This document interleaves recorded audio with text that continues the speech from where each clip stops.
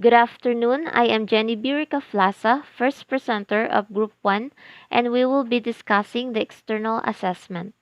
Particularly, I will be discussing the nature of external audit, the industrial organization view, and the economic forces. Before I start, let me read first the chapter objectives. After studying this chapter, you should be able to do the following. Number 1, describe how to conduct an external strategic management audit. Discuss 10 major external forces that affect organizations. Describe key sources of external information, including the Internet. Discuss important forecasting tools used in strategic management. Discuss the importance of monitoring external trends and events. Explain how to develop an EFE matrix. Explain how to develop a competitive profile matrix. Discuss the importance of gathering competitive intelligence. Describe the trend toward cooperation among competitors. And lastly, discuss market commonality and resource similarity in relation to competitive analysis. Without further ado, let us start. External strategic management audit is sometimes called environmental scanning or industry analysis.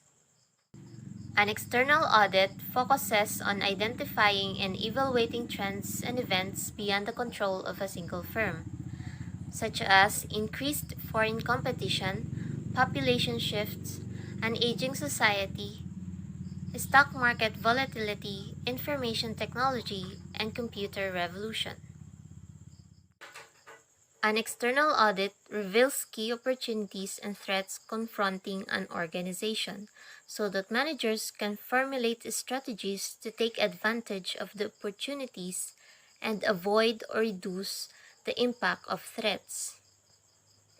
This chapter presents a practical framework for gathering, assimilating, and analyzing external information. The industrial organization view of strategic management is introduced. So now let's move on to the nature of an external audit. The purpose of an external audit is to develop a finite list of opportunities that could benefit the firm and threats that should be avoided. So from that definition, we can say that in external audit, we are not just focusing on opportunities that would benefit our business, but also on the threats that could possibly harm us. As the term finite suggests, the external audit is not aimed at developing an exhaustive list of every possible factor that could influence the business. Rather, it is aimed at identifying key variables that offer actionable responses. Firms should be able to respond either offensively or defensively to the factors by formulating strategies that take advantage of the external opportunities or that minimize the impact of potential threats. So what are these key external forces? External forces can be divided into 5 categories. Number 1, economic forces. Number 2, social, cultural, demographic, and natural environment forces. Number 3, political, governmental, and legal forces. Number 4, technological forces. And number 5, competitive forces. Why do we have to keep an eye on these key external forces? Here's the figure representing the relationship between these external forces and an organization. As you can see, the customers, suppliers, employees, and so on serve as the mediator. Thus, any changes in external forces translate into changes in consumer demand for both industrial and consumer products and services. External forces affect the types of product developed, the number of positioning and market segmentation strategies, the type of services offered, and the choice of businesses to acquire or sell. For example, the global economic recession during 2008 to 2009. It significantly affected products, services, markets, and organizations worldwide. The United States unemployment rate climbed to over 9% in July 2009, as more than 2.5 million jobs were lost in the United States in 2008. all sectors witness rising unemployment rates. Many Americans are resorting to minimum wage jobs to make ends meet. As a result, lower demands and lower consumption and spending, thus lower income for businesses. As a matter of fact, many business organizations went bankrupt during this time. So, identifying and evaluating external opportunities and threats enables organizations to develop a clear mission, to design strategies, to achieve long-term objectives, and to develop policies to achieve annual objectives. Now, let's move on to the process of performing an external audit. The process of performing an external audit must involve as many managers and employees as possible. As emphasized in earlier discussions, involvement in the strategic management process can lead to an understanding and commitment from organizational members. To perform an external audit, a company first must gather competitive intelligence and information about economic, social, cultural, demographic, environmental, political, governmental, legal, and technological trends. Individuals can be asked to monitor various sources of information such as key magazines, trade journals, and newspapers. This approach provides a continuous stream of timely, strategic information. The Internet provides another source of gathering strategic information as do corporate universities and public libraries. Suppliers, distributors, salespersons, customers, and competitors represent other sources of vital information. Once information is gathered, it should be assimilated and evaluated. A meeting or series of meetings of managers is needed to collectively identify the most important opportunities and threats facing the firm. A prioritized list of these factors could be obtained by requesting that all managers rank the factors identified. These key external factors can vary over time and by industry. It was emphasized that these key external factors should be: number 1, important to achieving long-term and annual objectives; number 2, measurable; number 3, applicable to all competing firms; and number 4, hierarchical. Hierarchical in the sense that some will pertain to the overall company and others will be more narrowly focused on functional or divisional areas. A final list of the most important key external factors should be communicated and distributed widely in the organization. Let us now know what the industrial organization view is. The industrial organization approach to competitive advantage advocates that external factors are more important than internal factors in a firm achieving competitive advantage. Proponents of the IO view, such as Michael Porter, contend that organizational performance will be primarily determined by industry forces. Porter's 5 forces model is an example of the IO perspective, which focuses on analyzing external factors and industry variables as a basis for getting and keeping competitive advantage. Industrial organization theorists contend that external factors in general and the industry in which a firm chooses to compete has a stronger influence on the firm's performance than the internal functional decision managers make in marketing, finance, and the like. Firm performance, they contend, is primarily based on industry properties such as economies of scale, barriers to market entry, product differentiation, the economy, and level of competitiveness than on internal resources, capabilities, structure, and operations. The global economic recession mentioned earlier has added credence to this notion, as many thousands internally strong firms disappeared during this crisis. Moving on to the first external force, economic forces. Economic factors have a direct impact on the potential attractiveness of various strategies. For example, when interest rates rise, funds needed for capital expansion become more costly, or unavailable. When stock prices increase, the desirability of equity as a source of capital for market development increases. Also, when the market rises, consumer and business wealth expands. An economic variable of significant importance in strategic planning is gross domestic product or GDP, especially across countries. For example, trends in the dollar's value have significant and unequal effects on companies in different industries and in different locations. Generally, a strong or high dollar makes US goods more expensive in overseas markets, thus worsening the US trade deficit because exports will decline due to lower demands for costly American goods. When the value of dollar falls, tourism-oriented firms benefit because Americans do not travel abroad as much when the value of the dollar is low. Rather, foreigners visit and vacation more in the United States. A low value of the dollar means lower imports and higher exports. It helps US companies' competitiveness in world markets.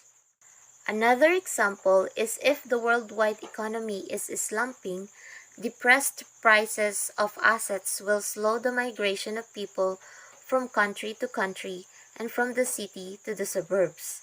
Because people are not moving nearly as much as in years past, there will be lower and lower demand for new or used houses.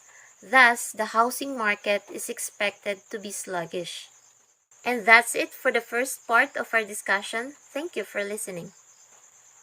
Good afternoon, everyone.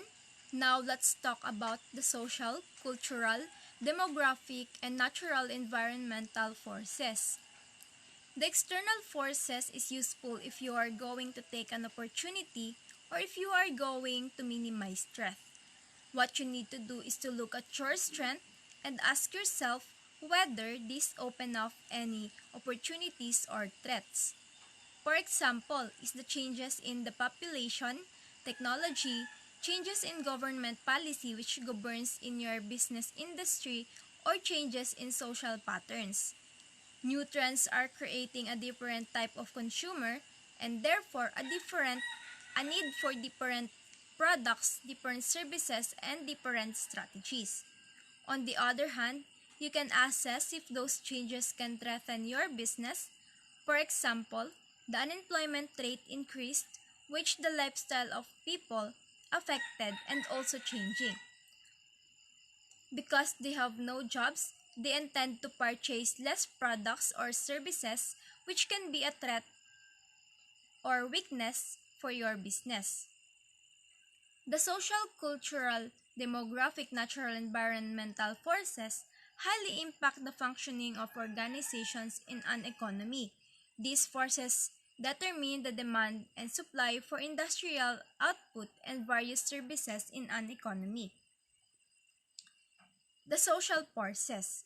Social forces are actually the current social factors that are visible in an economy. It can be a particular beliefs, ideologies, and values of a region.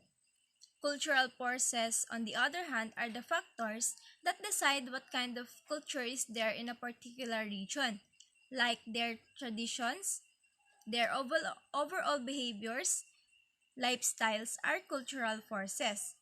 Demographic forces are the ones that define things like population structures, the age of the people, the gender ratio, occupational structure, family size, and marital status. For example, you will not find an expensive mall in the middle of a small town consisting of very low population. The market will not be big enough and it will make a loss and result to closure of business. And the last one is the natural environmental forces, which is which it is a state of natural resources in an economy or the current condition of the environment.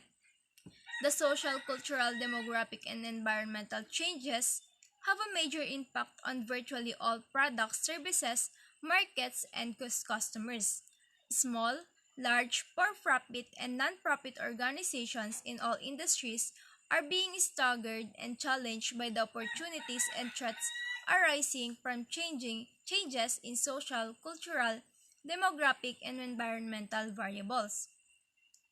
These are the key social, cultural, demographics, and natural environmental variables. It is you need to consider this if you are going to make your business, or if you are going to change your strategies, or if you are doing a research. Number one is the number of marriages, the number of divorces, the number of births, number of deaths, the immigration and emigration rates, the life expectancy rates, their attitude toward governments, and ethical concerns. Now let's talk about the political, governmental, and legal forces.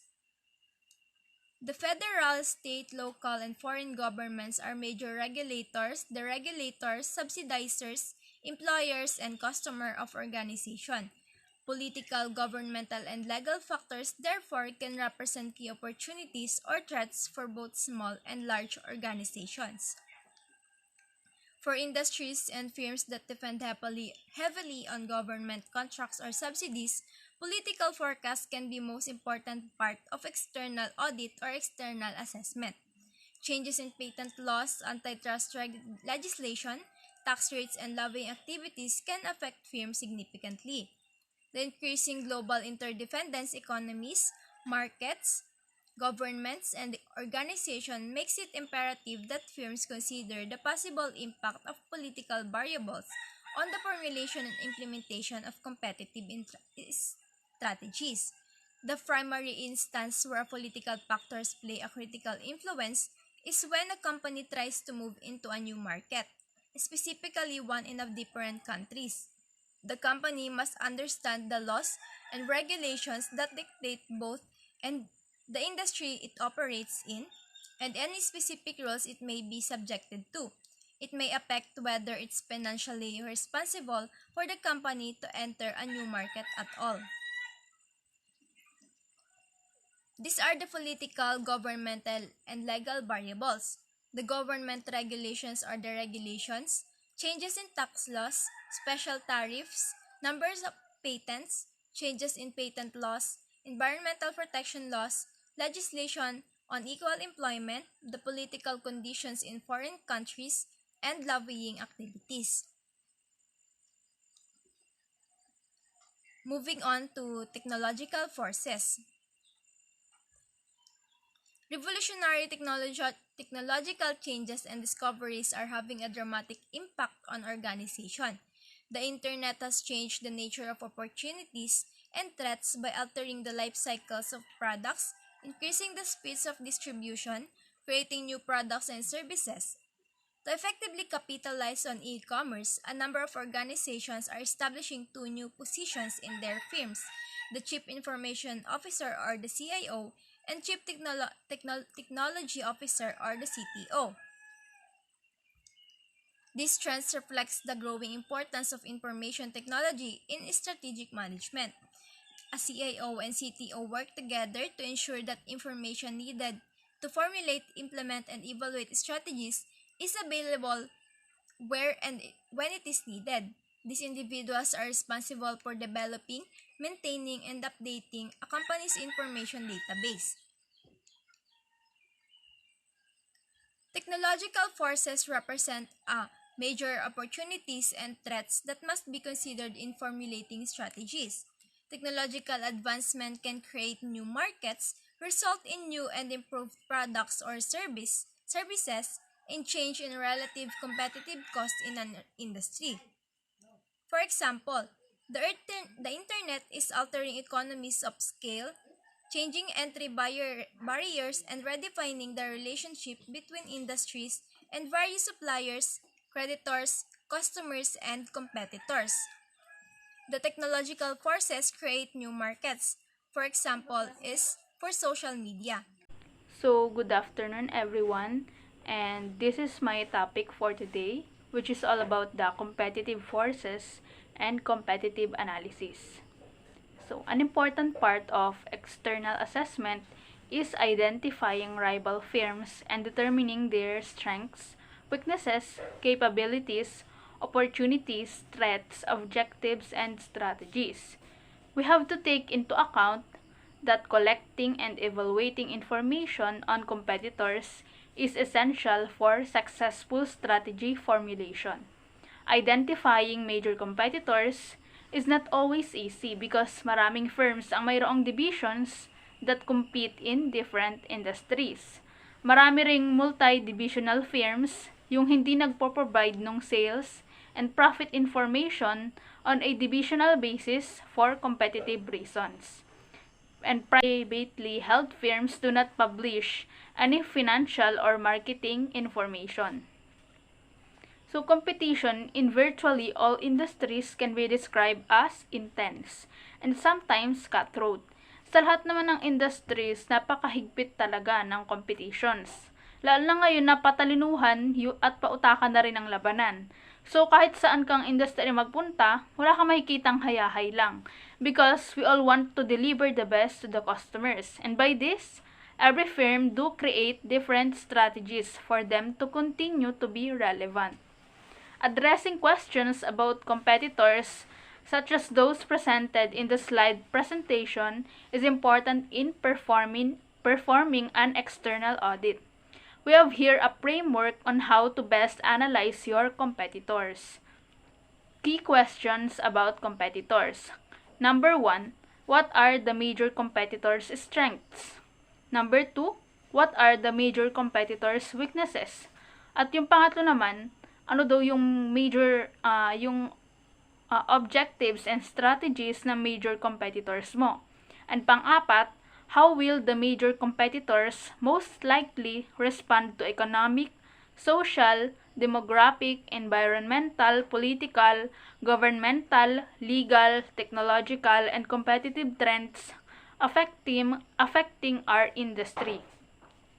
And for the number 5 naman, gaano daw ka-vulnerable yung major competitors nyo sa inyong alternative company strategies. For number 6, how vulnerable are our alternative strategies to successful counterattack by our major competitors? So kung yung number 5, gaano daw ka-vulnerable yung major competitors sa alternative strategy ng company nyo, yung sa number 6 naman, gaano daw ka-vulnerable yung alternative strategies ninyo sa magiging counter-attack ng major competitors ninyo. Pang number 7 naman, how are our products or services positioned relative to our major competitors? Pang number 8, to what extent daw are new firms entering and old firms leaving this industry? So dapat alamin ninyo kung gaano ka yung extent na pag-enter ng mga bagong firms at yung alis naman ng mga old firms sa industry na nakabilangan ninyo. Pang number 9 naman, what key factors have revealed in our present competitive position in this industry? 10. How have the sales and profit rankings of major competitors in the industry have changed over the recent years? Why have these rankings changed that way? For 11, what are the nature of the supplier and distributor relationship in this industry? And for the 12th question, to what extent could substitute product or services be a threat to competitors in this industry? And now we have here the 7 characteristics which describe the most competitive companies. So unang-una daw, they strive to continually increase market share. Syempre, market share matters. Napaka-sensitive talaga ng market share. Kung yung 90 share point daw isn't as important as the 91st, and nothing is more dangerous than falling to 89. So, pang number 2 naman, use the vision and mission as a guide for all decisions. Syempre naman, dapat unang-una naiintindihan natin yung vision and mission. And for this, dapat gawin nating direction yung mission and vision, yung hindi lang basta-basta ginawa. So, dapat intindihin and remember precisely what business you are in. And for that, you will able to develop strategies and the likes. For number 3 naman, yung mga competitive companies daw, they continue to strive to improve everything about the firm. Whether it's broke or not, fix it. Make it better, not just products, but the whole company. So, kung may sira man or wala man, dapat ay ayusin mo or gawin mong better. Para lalo mag-improve pa yung company nyo. Huwag kang titigil sa, or huwag kang makokontento sa ano lang yung meron kayo. Lagi kayong mag-strive na maging better every day. For number 4 naman, continually adapt, innovate, improve, especially when the firm is successful. So, innovate or evaporate lang ang mangyayari sa inyo. Pag hindi kayo nag-innovate, maaari kayo mag-evaporate. Particularly dapat, i-apply natin ito sa mga technology-driven businesses. Nothing quite recedes like success. So, kapag nasa technology-driven businesses ka, kailangan talaga laging nag-innovate ka. Innovative ang inyong firm. And for number 5, strive to grow through acquisition whenever possible. Acquisition is very essential to growth.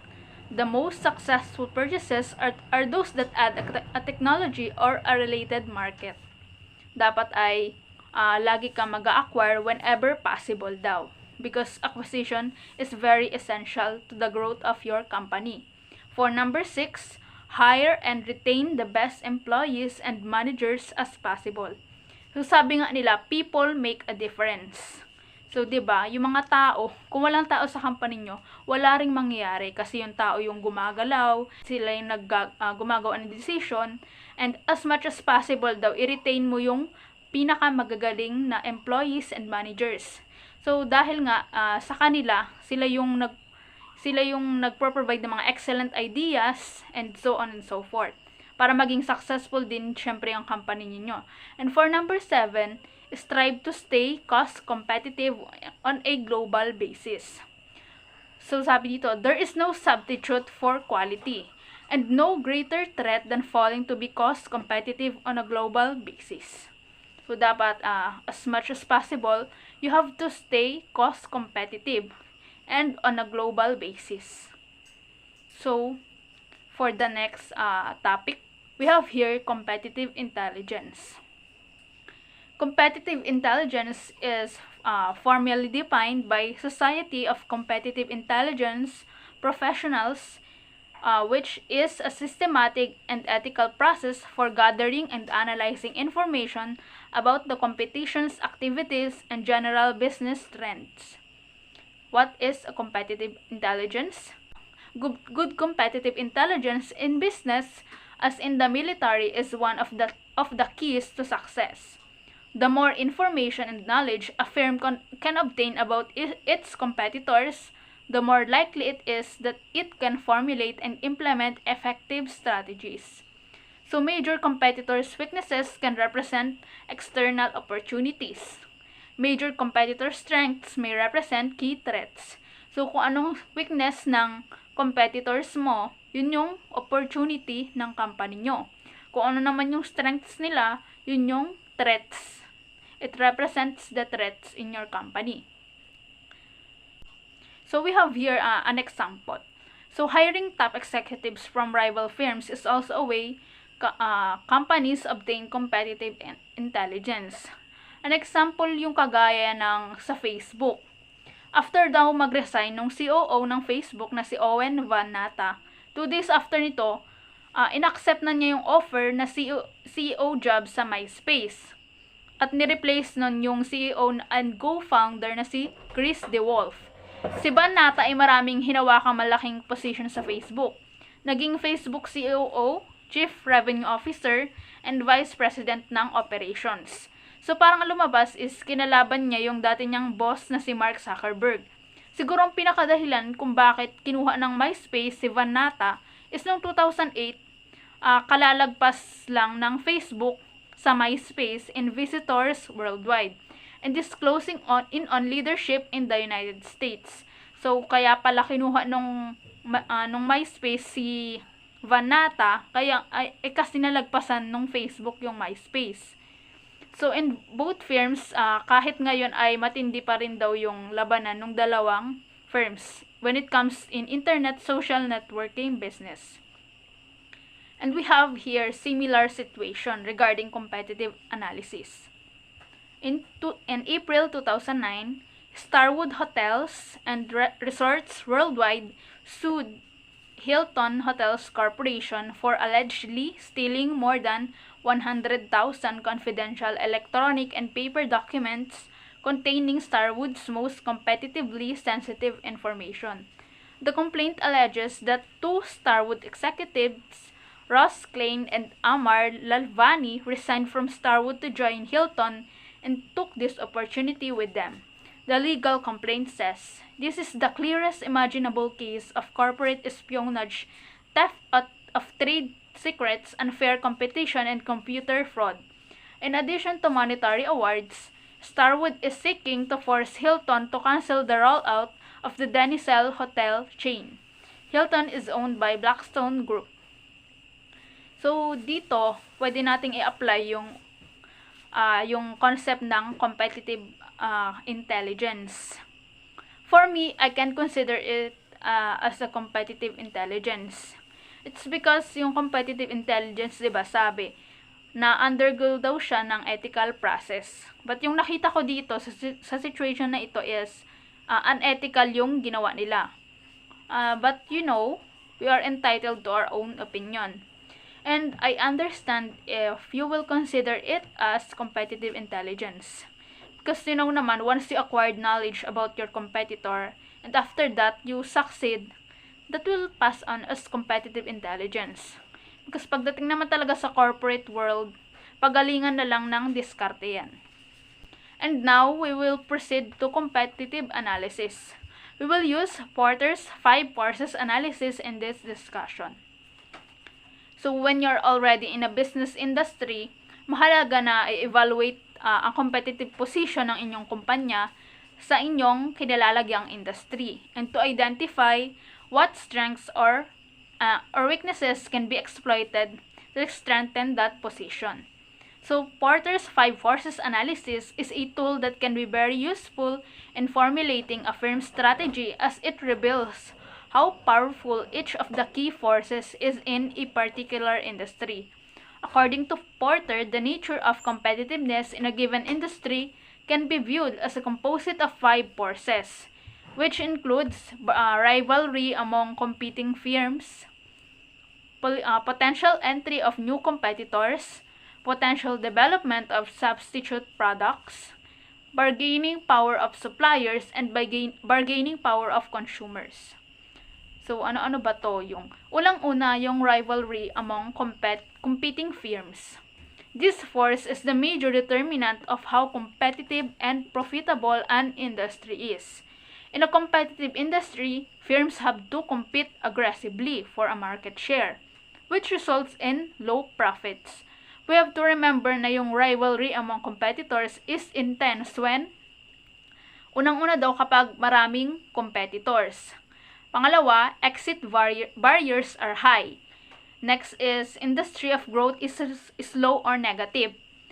Products are not differentiated and can be easily substituted. Then, competitors are of equal size. And the last one, kung bakit yung rivalry ay intense, mayroong mababang customer loyalty. So, pangalawa naman sa Porter's 5 forces ay potential entry of new competitors. Ito yung force na nade-determine kung gaano kadali or kung gaano kahirap pasukin ang certain industry. If an industry is profitable and there are few barriers to enter, rivalry soon intensifies. The more na maraming organizations ang nagko-compete sa same market share, profits start to fall. Existing organizations need to create high barriers to entry to deter new entrants. The threat of new entrants is high when, unang-una, mababa yung amount ng capital to enter a specific market. Pangalawa naman, yung existing companies daw can do little to retaliate. Pangatlo, existing firms do not possess patents, trademarks, or do not have established brand reputation. And the next one is, there is no government regulation. Customer switching costs are low. There is low customer loyalty. Products are nearly identical. And the next one is, Economies of scale can be easily achieved. So we are now in the third force in Porter's model, the potential development of substitute products. This force is especially threatening when buyers can easily find substitute products with attractive prices or better quality, and when buyers can switch from one product or service to another with lower costs. Producers of eyeglasses and contact lenses, for example, face increasing competitive pressures from laser eye surgery. Producers of sugar face similar pressures from artificial sweeteners. Newspapers and magazines face substitute product competitive pressures from the internet and 24-hour cable television. The magnitude of competitive pressure derived from the development of substitute products is generally evidenced by rivals' plans for expanding production capacity as well as their sales and profit growth numbers. So the fourth force naman kay Porter ay bargaining power of suppliers. Ibig sabihin nito, mayroong strong bargaining power yung suppliers if they are able to sell high price or low quality raw materials to their buyers. This directly affects the buying firm's profits because it has to pay more for materials. Suppliers have strong bargaining power when unang-una, merong daw kokonti lang yung supplier but many buyers. Pangalawa naman, suppliers are large and threaten to forward integrate. Pangatlo, few substitute raw materials exist. Suppliers hold scarce resources, and the last, the cost of switching raw materials is especially high. So the last one naman is the bargaining power of buyers. Buyers have the power to demand lower prices or higher product quality from industry producers when their bargaining power is strong. Lower price means lower revenues for the producer, while higher quality products usually raise production costs. Both scenarios result in lower profits for producers. Buyers exert strong bargaining power when buying in large quantities or controlling many access points to the final customer. Only a few buyers exist. The switching costs to other suppliers are low, and they threaten to backward integrate. And another is there are many substitutes. And the last one, buyers are price sensitive. Ngayon, lubos na nating naintindihan na yung Porter's 5 forces framework is used to analyze the industry's competitive forces and to change an organization's strategy according to the results of the analysis. I hope that every business will consider applying this framework since it will be a great help for their success. And may this quote motivate you to always do your best every day.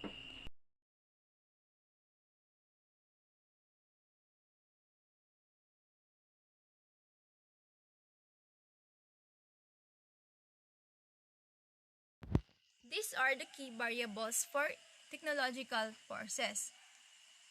For example, is in airline industry. Many airlines now offer wireless technology in flight. Next is the automotive. The vehicle are becoming wireless. In banking industry, Visa sends text message alerts after unusual transaction. In education, many secondary and even college students may use smartphones for math because research shows this to be greatly helpful. In healthcare, patients use mobile devices to monitor their own health, such as calories consumed. In politics, President Obama won the election partly by mobilizing Facebook and MySpace users, revolutionizing political campaigns. Obama announced his vice presidential selection of Joe Biden by a text message. Good day, everyone. I'm Elizabeth Bundalian, and I'll be discussing the continuation of the report. So let's proceed to sources of external information.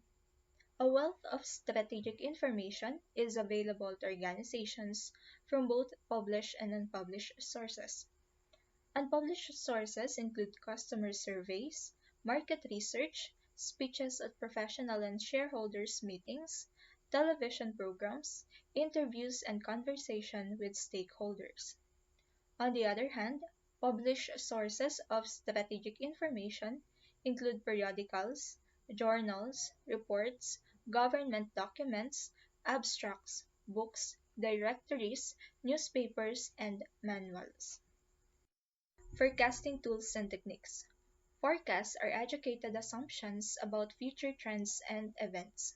Forecasting is a complex activity because of factors such as technological innovation, cultural changes, new products, improved services, stronger competitors, shift in government priorities, changing social values, unstable economic condition, and unforeseen events. Managers often must rely on published forecasts to effectively identify key external opportunities and threats. A sense of future permeates all action and underlies every decision a person makes. The truth is, we all make implicit forecasts throughout our daily lives. The question, therefore, is not whether we should make forecasts, but rather how we can best forecast to enable us to move beyond our ordinarily unarticulated assumption about the future. Can we obtain information and then make educated assumption or forecasts to better guide our current decisions to achieve a more desirable future state of affairs? We should go into the future with our eyes and minds open rather than stumble into the future with our eyes closed. Sometimes, organizations must develop their own projections. Most organizations forecast their own revenues and profits annually. Organizations sometimes forecast market share or customer loyalty in local areas. Before forecasting is so important in strategic management, and because the ability to forecast is essential, selected forecasting tools are examined further. Forecasting tools can be broadly categorized into two groups: quantitative techniques and qualitative techniques. Quantitative techniques or forecasts are most appropriate when historical data are available and when the relationship among key variables are expected to remain the same in the future. Linear regression, for example, is based on the assumption that the future will be just like the past, which of course it never is. A historical relationship becomes less stable, quantitative forecasts become less accurate. No forecast is perfect, and some forecasts are even widely inaccurate. Key external opportunities and threats can be effectively identified only through good forecast. Accurate forecasts can provide major competitive advantages for organization. Forecasts are vital to the strategic management process and to the success of organization. Next is making assumption. Planning would be impossible without assumption. McConkie defines assumption as the best present estimates of the impact of major external factors over which the manager has little, if any control, but which may exert a significant impact on performance or the ability to achieve desired result. Strategies are faced with countless variables and that can be neither controlled nor predicted with 100% accuracy. Wild guesses should never be made in formulating strategies, but reasonable assumptions based on available information must always be made. Assumptions are needed only for future trends and events that are most likely to have a significant effect on the company's business. Based on the best information at the time, assumptions serve as checkpoints on the validity of strategies. If future occurrences deviate significantly from assumption, strategists know that corrective actions may be needed. Without reasonable assumption, the strategy formulation process could not proceed effectively. Firms that have the best information generally make the most accurate assumption, which can lead to major competitive advantages.